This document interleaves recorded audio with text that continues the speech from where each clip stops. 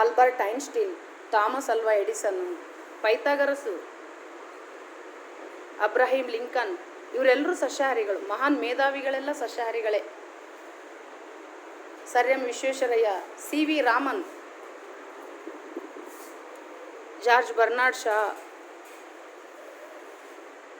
Leonard da Vinci, Mona Lisa ಚಿತ್ರ ಬರೆದವರು. ಯಾಕೆ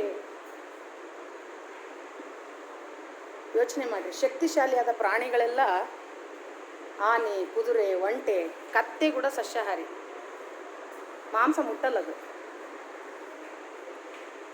ಎತ್ತು, ಆಕಳ ಸಸ್ಯಾಹಾರವೇ ಒಳ್ಳೆಯ ಆಹಾರ ಅಂತ ವಿಶ್ವ ಆರೋಗ್ಯ ಸಂಸ್ಥೆ WHO ಹೇಳೈತಿ. ಭಾಳ ಶ್ರೇಷ್ಠವಾದ ಆಹಾರ, ಕೊಬ್ಬು ರಹಿತ ಆಹಾರ,